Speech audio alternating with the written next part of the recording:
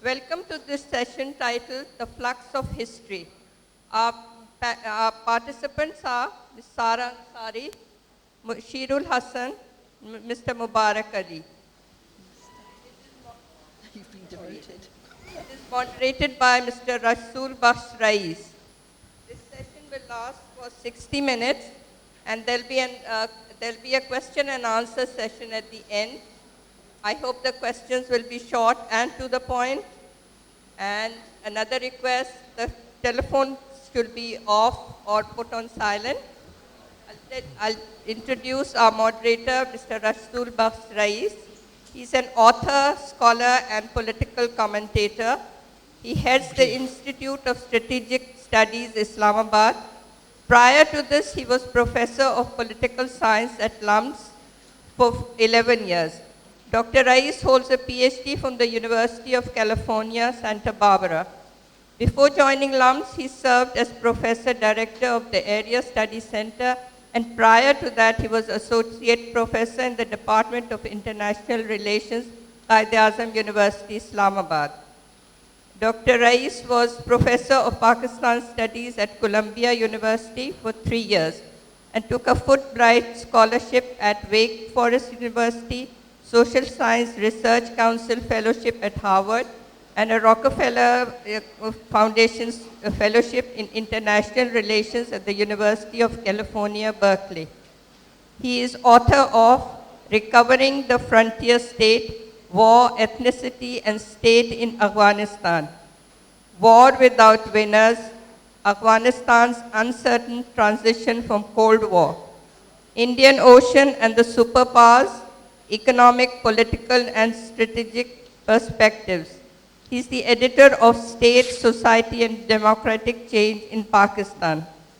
He has published widely in professional journals and on political and security issues pertaining to South Asia, the Indian Ocean, and Afghanistan. So over to Mr. Rasul Baksh. Thank you very much, ladies and gentlemen. I warmly welcome you to this session, which is going to be one of the last concurrent sessions that are going on at the moment. And it is a sign of great intellectual engagement in Karachi that at the end of the day and at the end of this literature festival, we see this room almost full of audience. Thanks for coming and thanks for being part of this session. We had scheduled 3 speakers. Dr. Mushirul Hasan, who is a noted historian of partition, communalism, and Islam in South Asia.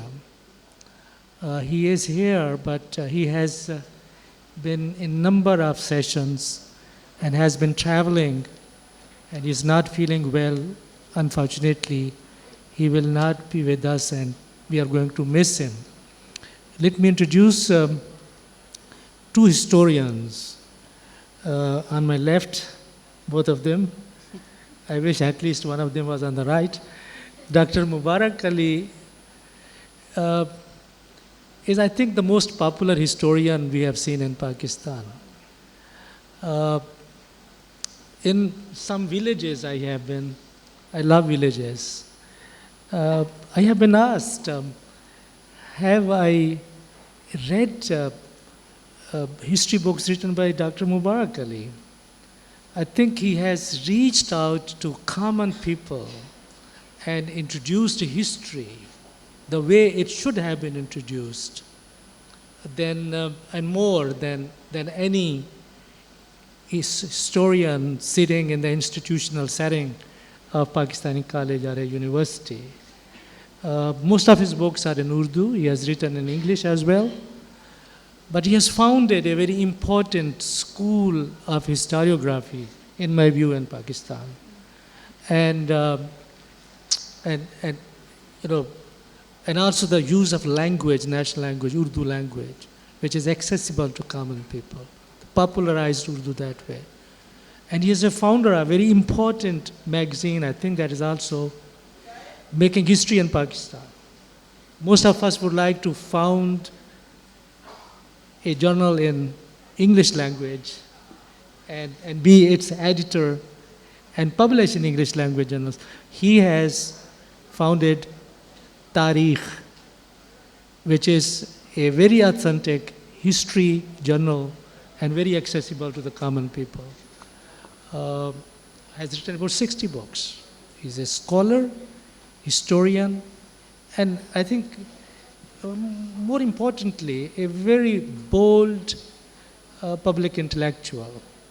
He is very courageous to speak up and speak his mind, whatever forum he gets on national issues. Dr. Sara Ansari is a professor of history, and she is one of the very few Westerners who has focused on Pakistan. And I think that is a passion that she has pursued throughout her career. And many years back, when she introduced her first work, I think it was Saints, Power and State in Sindh, everybody wanted to know who Sara Ansari is. Very famous, and I think in the intellectual circles of Pakistan and in serious scholarly circles in Pakistan, she has made waves. And at present time, she is involved in a very important two projects. And both of them relate primarily to state-society relations in everyday life. How, the first project is, I think, the citizens and the state. And the other one, I think, is the flux of the matter. And that is about loyalty, about corruption, and also everyday state in India and Pakistan. The subject that we have, Flux of History, actually I don't have any structured idea how to go about that. So I'm going to raise some points. I don't think that the speakers should confine themselves to the points that I'm going to make. But whatever comes to my mind naturally is that at a global level, what I see in the 21st century is a march of modernity. And that march of modernity is reaching even to the remote places in the globe. And with that march of modernity, we see a process of globalization, an international globalized economy, international migration, race, conflict, clash of cultures, civilizations that we say, religion. And not only at global level, on the one level, at the global level, we see a one world coming together through a system of market and through a system of very authentic ideas like human rights, gender equality, and democracy, and rights of the marginalized communities. That there is an ideological theme that seems to be uniting the world. But at the same time, we see a reaction to national identities and then within nation sub-identities that coming into contact with a globalizing world. I think some parts of the world are becoming more conscious of their own historical continuity, their own tradition. That's one way of looking at the world is. But then we look at the region, particularly South Asia, where the focus is Pakistan. I think for me, the important things to interpret historically, and I would like to see the interpretation of the history of the past and the contemporary history, and which way history is moving and taking us. And I would like to then raise a few questions here. One is the question of order in the society. What are the basics of order? Whether we have been able to agree on the basics of order, and one of the basics of order, in my view, is constitutionalism, democracy, and a government which belongs to the people. Is this idea rooted through colonial modernity as firm and stable, or there are challenges to it? And one way of looking at the way history has moved. The other one is the state-society relations that I think Sarah has been exploring. Are the states responsive, or the states have been really hijacked by certified politicians, but there is another seamy side of politics, that is criminality, or is politics criminalized? I mean, violent groups, and of course corruption, so many other things that happen that then a state captured by such elements through a process of captivated audience, captivated electorate. So then whatever we say about democracy, does it really mean what it is? And whether state-state relations will be shaped in a fashion that we will see the state responsible and responsive. And I think history is about people, it's not about those who hold power.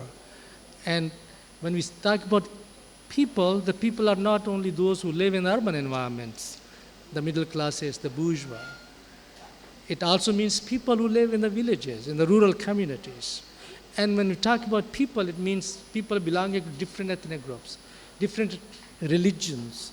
So, and also when we talk about people, we talk about men and women.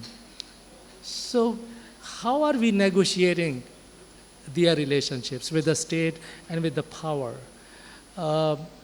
And I think one of the troubling issues historically, and I think many of us have been trying to come to grip with that, is an unsettled issue of relationship of religion with the state. And then the structure of powers that we have, particularly in South Asia. So this is a broad view. So just to kick off the game, I said these things, but I would like to hear from you. What is your view of flux of history or histories at any level, global, regional, or the state? So from there we will take the debate on. So Dr. Mubarak Ali is taking the floor first. Oh, yes. I think, about history, I would like Can you put it closer? Oh, yes. Is it okay now? Yeah. Yes, I think about history, one thing is clear, that history doesn't record anything which is static. History records everything when there is a change. So that's why, there is a moment of history. And, to understand history, historians, they say that there are 4 movements of history. The one important movement, the earliest movement that the historian point out, is the cyclical concept of history. And this cyclical concept of history, is from the earliest agricultural period, when the people, they observe the change of seasons, and they also realize that, history also, other events also, change like, seasons. So wheel is the symbol or emblem of the cyclical view of history. And the famous historian, Greek historian Thucydides, in his book Peloponnesian War, he argues that because human nature remains the same, so that's why human nature react similarly in certain crises as war, famine, drought, or such events. So this is the one movement that the earliest historians that they are tried. And later on again, Bassisto Vico, another Italian historian, he also repeated this concept of cyclical history in his, on time. So this is the one way that we try to understand the movement of history. Now another movement of history, what historians say, that the linear movement of history. The linear movement of history, is initiated from the religious point of view, as Saint Augustine, in his book argues that there is a beginning and end, of this world. And when there is a beginning and end of this world, it means that the history goes, in direct lines. And this concept later on, it became very popular to understand historical movement, especially during the uh, the movement of traders and merchants, and after the Industrial Revolution, and especially in the 18th century when there was the idea of progress. So the linear view became very popular that, we are advancing, we are going ahead, there is no obstacle, there is no problem, and we are going to achieve the highest pinnacle of pleasure, in this world. So this is a linear view. And the third important movement of history, what they call is pendulum movement. That, sometime, pendulum moves on the right side and sometime on the left side. The problem with pendulum and cyclical movement of history is that as a matter of fact, you are imprisoned of it. There is no way out that you can get the salvation. You have to be, in these two movements. And now the last movement of history that historians they try to understand the event, is a seesaw, what they call the rise and fall of nations and rise and fall of civilizations. Especially two modern spokesmen, Oswald Toynbee in The Decline of the West and Arnold Toynbee in A Study of History. Both of them, they try to understand the movement, rise and fall, and also try to discover some laws of the rise and fall of movement. And another Russian historian, Levinsky, he is also one of them. So these are the four movements of history, and of course, there is some truth in all of these four movements. We cannot reject that, the cyclical theory is completely wrong or linear theory is completely, correct. So it's difficult. And at the same time, historians, they also tried to find out some laws of history because that was the period when, science has become very popular, and it was in the attempt also to make history a science and also to discover some laws. But of course, it's very difficult because the process of history is very complex. So it's very difficult to find out laws, and I think there is a very, rejection of this argument by Karl Popper in historicism, because he believes that it's wrong to try to find out any laws of history. So history is, in this way, it's a complex, subject, and to understand it and to find out, any meaning of it, you have to study and you have to read history of every part of the world, separately, because it's difficult to find out something universal in history. Of course, there are many attempts, because recently an American historian, he presented a very interesting idea, what he calls the big history. The idea that, we have to study from the very beginning, from the very creation of this universe, and then Earth, and then in broader, perspective to understand history. And then the French historians, another school, Brodel, his concept is also what he called the longue durée, that we had to understand the historical phenomenon or historical events, in the process of long durations. So history, of course, is always in movement, and it's not static. And after reading history, we have to understand the change, in every civilization, in every society, and this is, I think, the important and the positive aspect of history, that, history makes us ready to recognize and to accept change in society, because in every society there is a conflict between conservative and the liberal forces. On one side, conservative, they always try to preserve the old traditions, while the liberal forces, they also try to change and to transform the society. So history helps, in this conflict to understand that the change is inevitable, We have to accept the change instead of fighting and preserving the old and rusted traditions. So this is just enough introduction. Sarah? Thank you. Hopefully, yes, you can hear me. Well, obviously, Dr. Mubarak has taken you through, in a very, I think, effective way, the main trends that we see within history, writing, that is. I might just add another chapter to his story, which is what we've seen taking place within the discipline of history over the last maybe 50 or so years. Mubarak talked about interpretations of the past that very much were linked to this idea of a sort of onward march of progress, that things were inevitably getting better. So whether we're talking about Hegel, whether we're talking about Marx, there's this idea of improvement.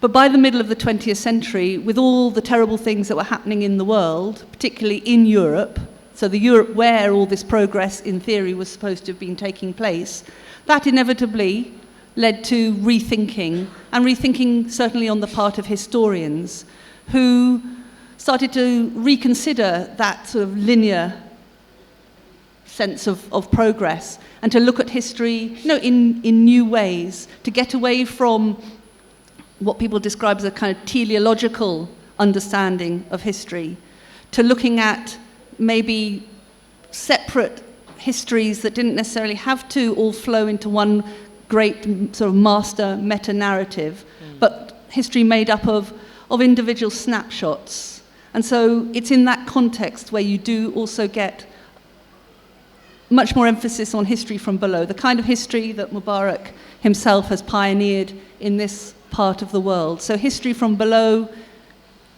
led by a certain school of Marxist historians in Europe, picked up and taken on further by historians from this part of the world, so subaltern studies historians, who then influenced history writing elsewhere in other continents.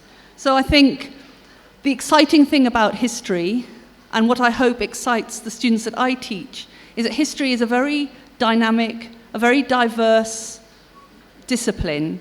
It's not about finding out an answer. It's all about looking for different ways of understanding the past and understanding how people have interpreted the past differently. It's a little bit hard sometimes to convince first-year students when they arrive at university that history isn't a tick box exercise. It's not a question of, tick, tick, tick, you got that right, you got that right, you got that right. What we're looking for in our students is them demonstrating the ability to think for themselves about the past, to use the evidence that they collect, to put together an interpretation and understanding on a particular topic. Because, you could argue that facts are nothing without the interpretation that pulls them into a particular story. It's what we do with facts, how we use them, and the stories that we tell with them that make them come alive. Now, probably quite appropriately for a literature festival, one of the ways that history has been developing in the last few decades is that it's taken a so-called linguistic turn, which again takes us back to this idea that history isn't fixed, that there is this movement or flux that perhaps is the word that we're seeking somehow to define, that it's all about interpretation. Another recent turn, so to speak, in history writing has been the spatial turn. So in other words, looking at history very much in relation to space. So learning from geographers, political scientists, anthropologists, social anthropologists. In fact, we could argue quite, I think, convincingly that probably the most exciting history writing that takes place these days is on the margins. It's the history that happens in the spaces where historians talk to, communicate, listen to, interact with people from other disciplines, other humanities, social science, and even sometimes, sciences as well. So I think, we probably when we're young, we have this idea that, you know, the past is a fixed place and we've got to get our head round it and got to understand it and know what happened. The more you study history, the more you realize that the past is a very fluid place, and the way we understand it links very much to the way we understand our place in the world at the time that we're doing that exploration. So it's for those sorts of reasons and the skills that come with studying history at a high level, which make, unlike perhaps in Pakistan, unfortunately, studying history in places like the UK is a booming business. I'm in a department with 36 other colleagues. We have, you know, hundreds of undergraduate students, quite a few master's students and so on. But I think in somewhere like Britain at the moment, young people recognize that when they study history, they get out of it all sorts of other life skills that they can take into a whole range of different careers in time. So history, I think, is exciting. It's changing all the time. And, you know, in another 20, 30 years, no doubt I'd be saying something slightly different. So back to you. Yeah.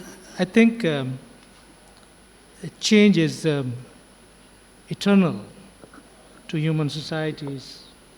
There is an agreement that it has been changing. Our role as historian is to interpret it. Here I would like to throw a question. And that is that, of course, change doesn't happen without a rational, conscious act behind it. And change is visualized, as is the idea of progress since the post-Renaissance world, that we want to change our times, that becomes a history after many years, that we want to change our times, our future, and this is the plan for that change. That is the vision. So there are conscious forces behind it, conscious, rational, human actors. And as a student of politics, I would introduce the subject of interest. And also I would like to introduce the subject of power. And I would also like to introduce the subject of groups, that how powerful groups assume power, use that power at a larger scale, or at national or regional scale, or even at the scale of a community or a city, to bring about a change that will be in agreement with their ideas or ideologies of progress or change, or with their individual or group interests. Keeping that in mind, what do you think are really the moving forces in modern times? Those conscious forces, and what is their locale? Who determines that idea of a global progress? And then the question of autonomy and hegemony. If you keep that hegemony of those who assume power and also responsibility to direct and control a global process of change or order or security or stability, and within that you have nation-state system, and how then it can create a space for itself or some kind of autonomy. Is there an intention, or is it basically the nations and national elites trying to conform with a global idea, as is the idea of neoliberalism, the script that has been uncritically accepted by many of us? So not only these rational human acts, but also the ideas, the instrumentality, the resources that happen to be using in making new history or effecting change. So I would like to leave this very broad question. Yes, I would briefly respond to this question historically, because I am a historian and not a politician. So I looked at the event historically. Now historically, what we find in the process of history, as the phenomenon of history, there are two type of forces that bring changes in a society: external and internal. These are the two types, and we have to find out that what are the internal sources and what are the external sources. I think internal sources, the most important factor which brings change in society, there are, inventions, technological inventions, as well as, new ideas, new concepts, and new thoughts, These are the two very important, I think, elements that bring change in a society. And beside these technological inventions and new ideas, there are some, external forces. For example, the influence of the foreign culture. Sometimes it comes in case of invasion, sometimes in case now in the modern days as a globalization, process of globalizations, So as a result of it, all society, there is always conflict in a society, because to resist the foreign influence or to resist the foreign culture, generally always there are some revivalist movement. And these revivalist movement, because this is the only tool in their hand to fight against the foreign culture by reviving the old traditions, the old customs, and the old system. And that's what we find in our society, that the revivalist movement are becoming, very strong, and they are trying to revive the old tradition to fight against Western imperialism, or what you call Western civilizations, or Western culture. So both internal and external, sources, they bring change in a society. This is what we are, observing today. Sarah, I think, will continue to elaborate this point for. Yeah, I'll hopefully pick up on some points you just made, Mubarak. I think you've just explained or shown us how complex and complicated the whole idea of change is within history. Yeah? Sometimes we assume that change is for the better. At least that's what, traditionally speaking, historians were sort of committed to showing. But change is not necessarily for the better.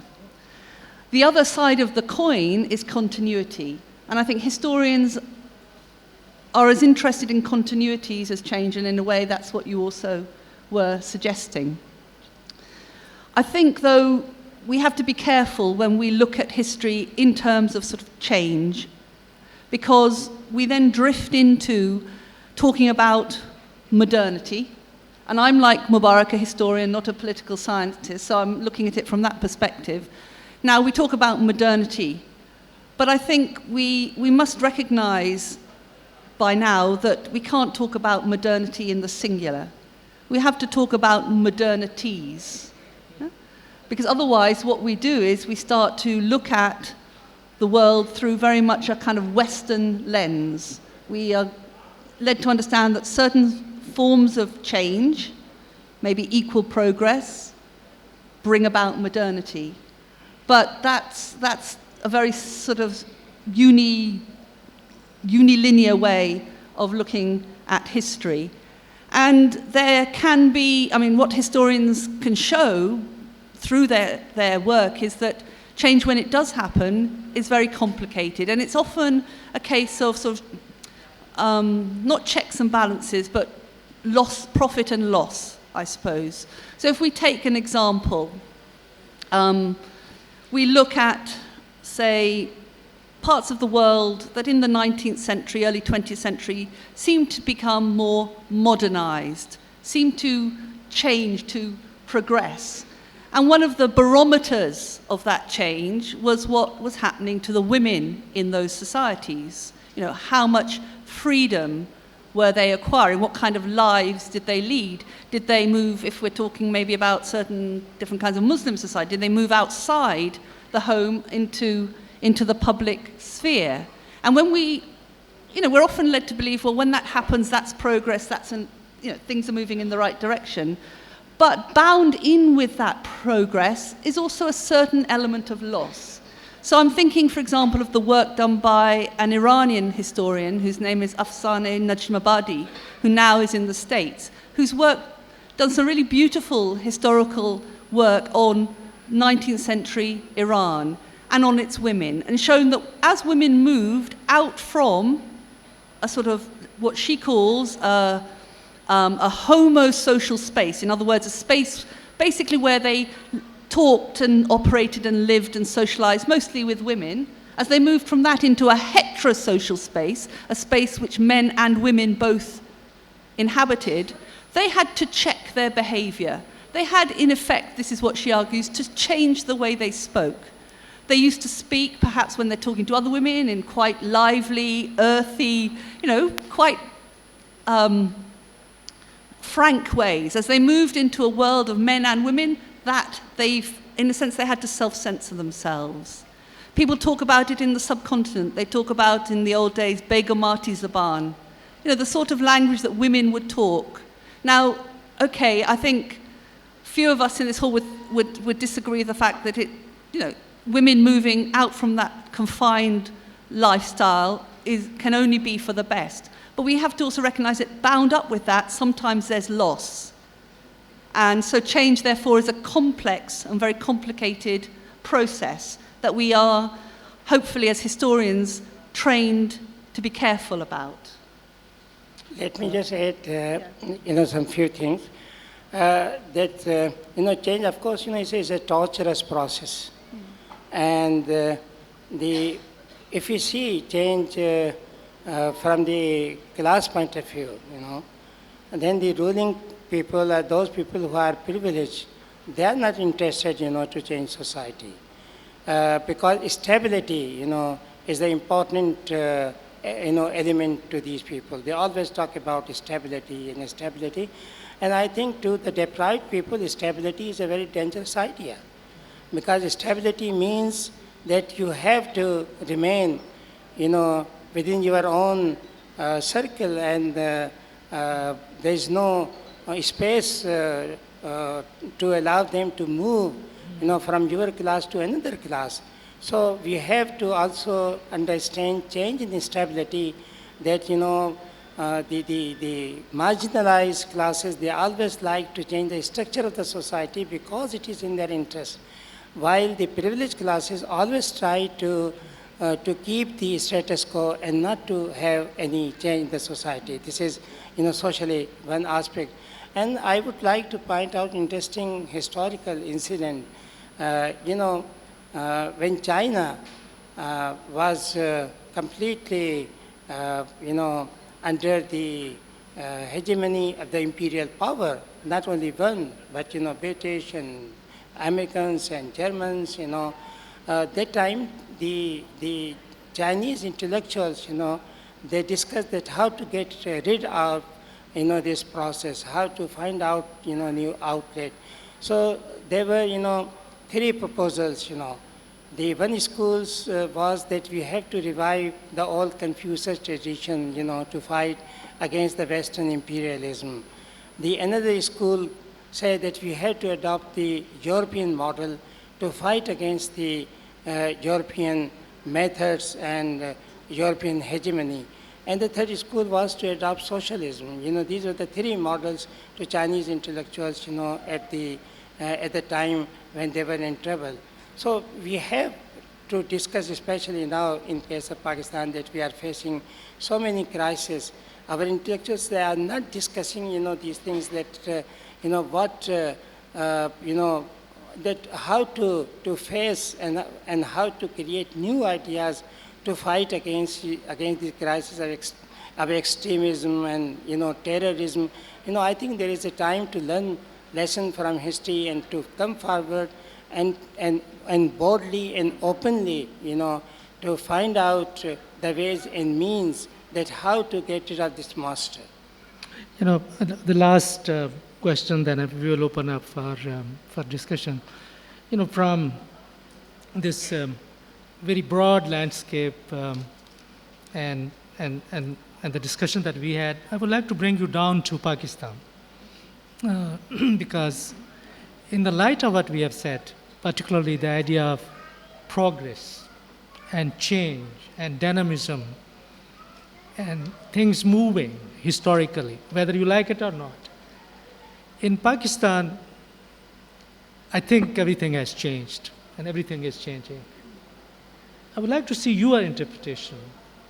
The change has come from colonial modernity through globalization, because neither ideas nor movement of material is confined or controlled anymore. It's unleashing new forces, empowering communities, at the same time, in certain areas, empowering the old dominant classes. If you see this dialectical process and relationship of modernity and development on the one side, and then a clashing with tradition and old structures, and traditions and old structures coming back and using sometimes ethno-nationalism, sometimes language, sometimes very narrowly defined local identity, tribe, caste, and of course sect and religion, to counter what is universalizing and homogenizing, a process of collective change. So in the light of this dialectical process, where do you see Pakistani society, people, men, women, ethnicities, and groups within society faring in this process? Where is Pakistan from the point of view of your historical interpretation of your historical process in this part of the world? So I'll start with Sarah and then come to... Okay. I think you, in your very sort of sensible words, you preempted a lot of what perhaps I want to say. I can't speak for Dr. Mubarak, but I think I'm a historian, which is usually my get-out clause, but I am coming further forward in time. So as you said at the beginning, my most recent project is looking at the first sort of 20 years or so after independence.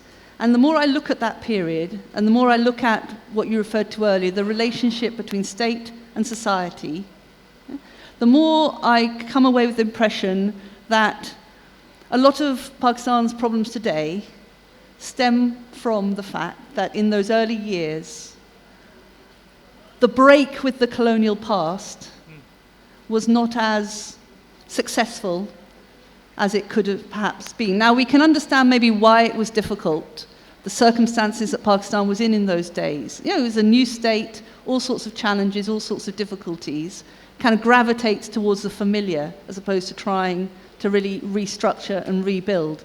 So the historian in me puts forward that as one element in the kind of complex picture that you were describing.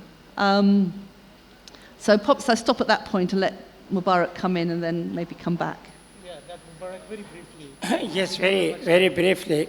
Of course, change is also coming in Pakistani society, but what I see as a result of change, and of course there is a technological advancement and there is a technological change, but in a backward society, when technology comes, then its society becomes more backward. Because if a cultural is backward, this backwardness of culture uses technology, for its own purpose. So that's why what we see that in Pakistan, this, all media and newspapers and everything, they are making society more backward because media is in the hand of those people who are not interested to bring any radical change in the society, but to revive the old system and to revive the rusted traditions, in the society. So sometimes technology becomes very dangerous, for a backward society. This is my point of view. Yeah, but I think that how to get rid of it, because you know it, that recently this YouTube has been banned in Pakistan. These forces, they always try to use all their resources to discontinue the sources of information. So these are the problems, but at the same time I think people, they are not sitting quietly, they are working, but in this case they should have to work very hard, they have to resist against the system, and they have to restructure the society from the very beginning, because only by voting to change the government is not enough unless you transform the whole society from the bottom. Okay, now we are opening the floor for your questions. Please do identify yourself when you ask questions. Yes, sir, here. Gentleman. Is there any? Sure. Hello. Yes, sir. A simple question for Dr. Mubarak. Can you identify yourself? Who you are? Irfan Ahmed from Karachi. Okay. Simple question for Dr. Mubarak Ali.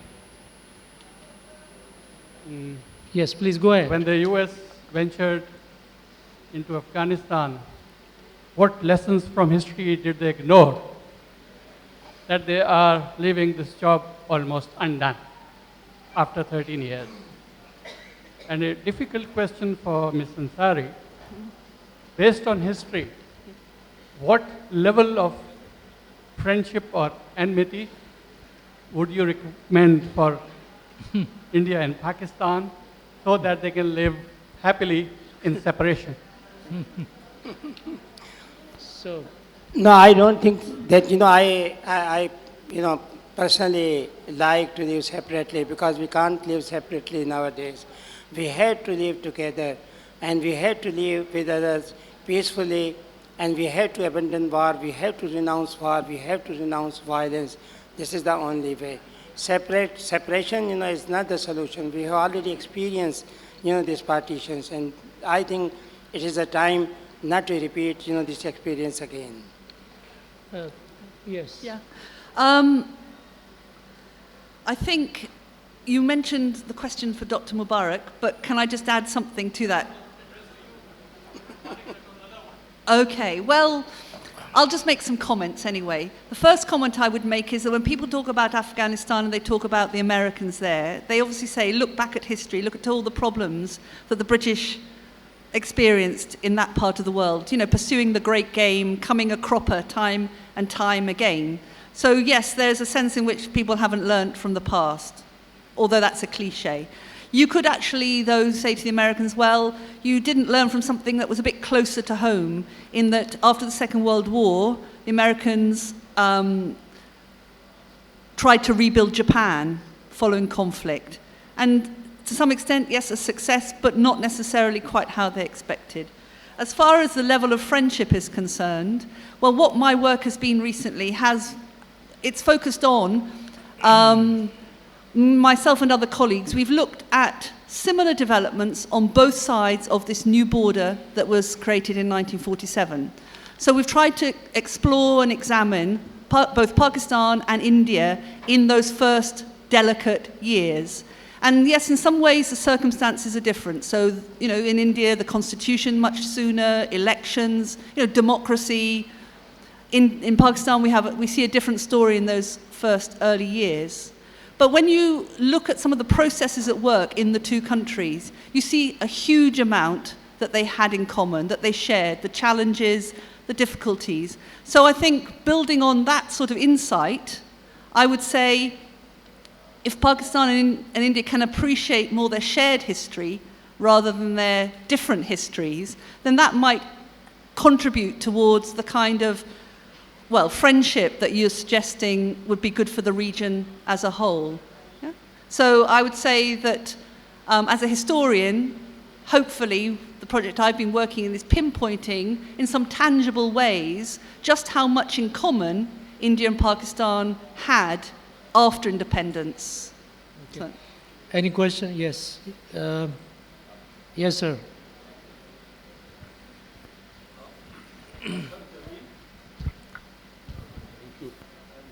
I've been a political activist most. Hearing your interesting conversation, one is reminded of the words, this flux of history, as put forward by Ghalib, ke Rome hai raqs umr, kahan dekhiye thame, baag par hai napa hai rakab mein. And to Sarah, I would just try and translate that the speed of life is going fast, where shall the finish be, or what should the result be? Uh, the, my feet are not in the stirrups, and my hands of reins are free. Okay. So we see history the way it is going. It doesn't seem to have any control. Now, we've had globalization by certain powers, and the weaker countries, the third world countries, have been on the receiving end. Those better organized have measured up. But is there an inevitability to history?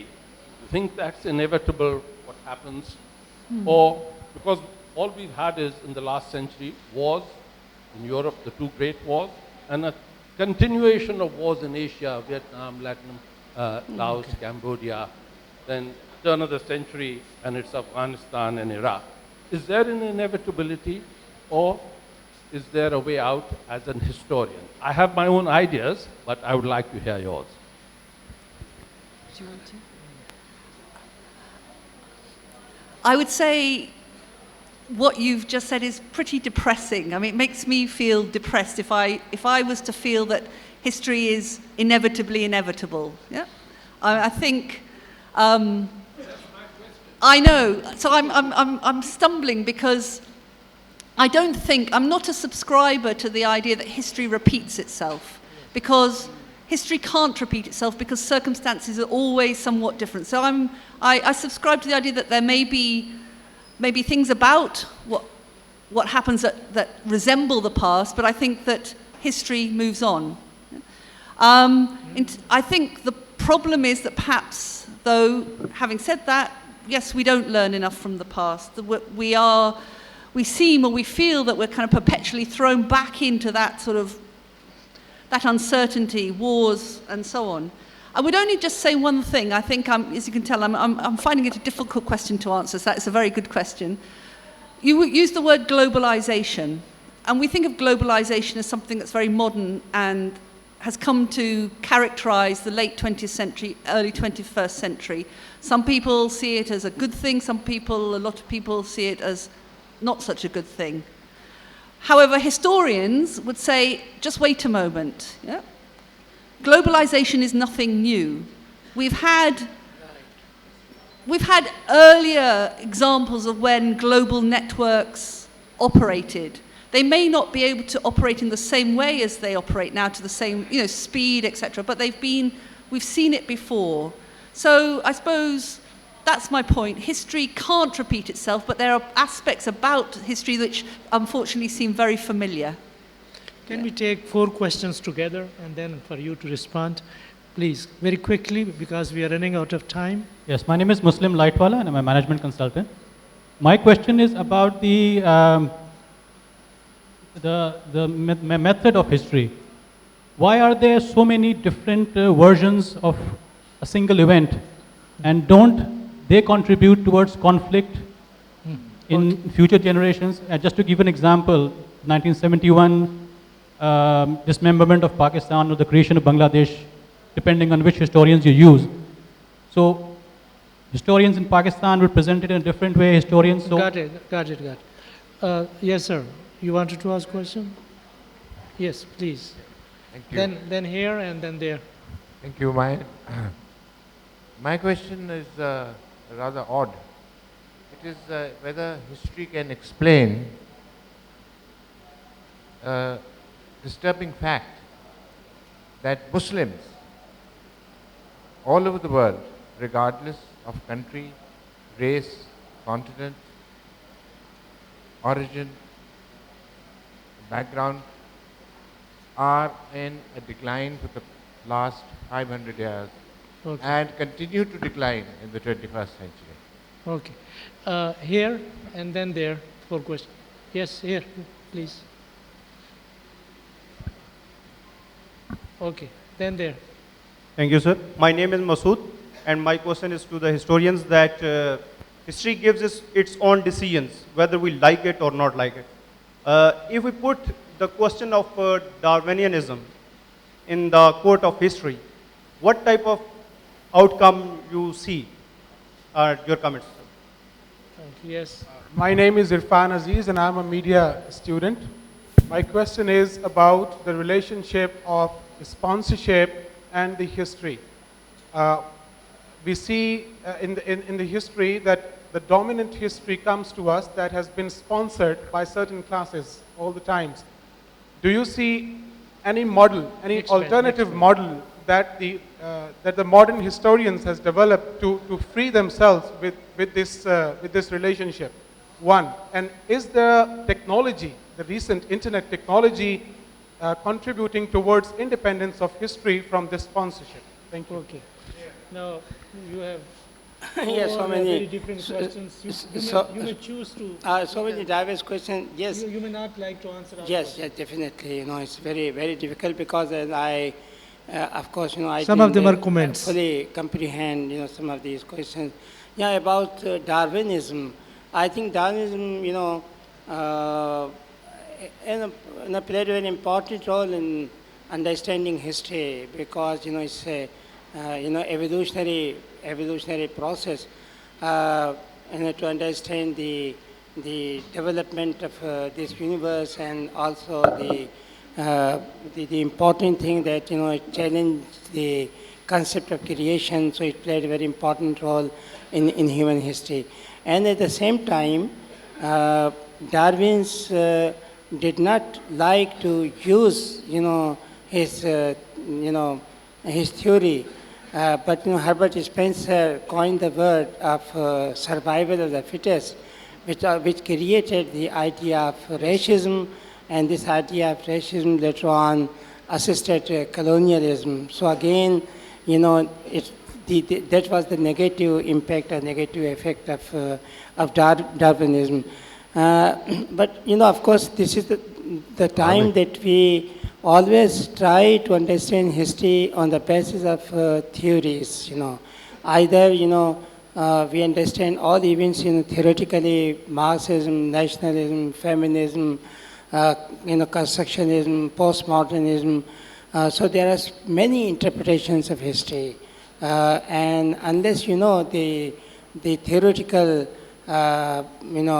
you have theoretical understanding of history, I think it's difficult to understand events. So history has become very dynamic. History has become very broadened, and now the historians proudly claim that nothing is beyond history. They can write history of anything. So that's why I think history is a very useful subject, and for any society that's like to combat against the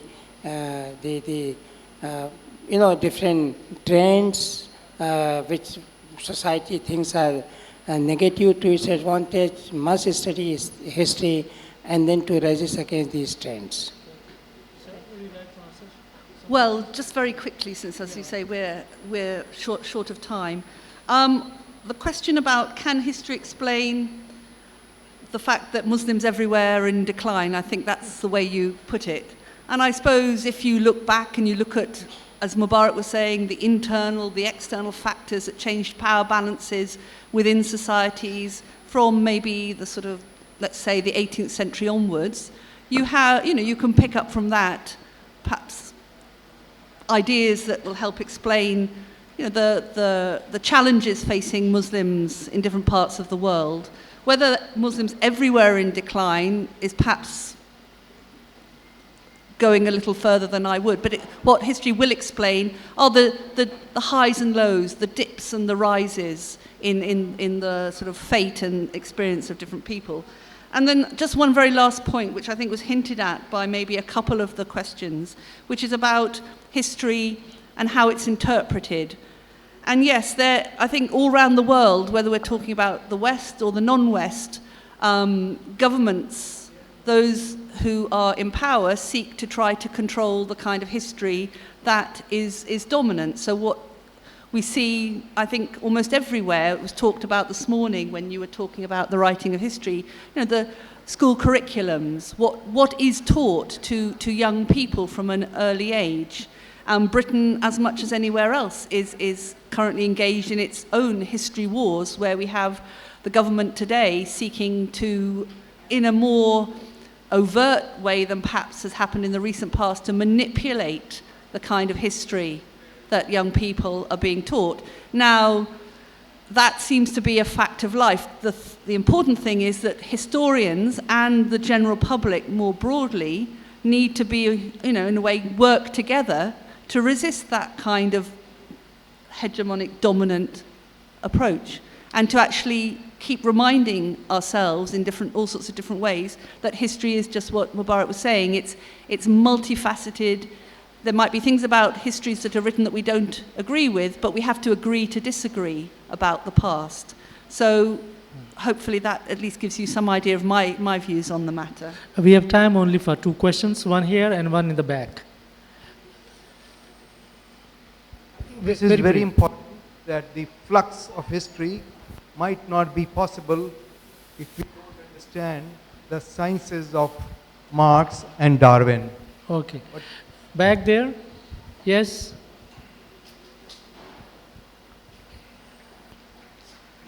Okay, on this side.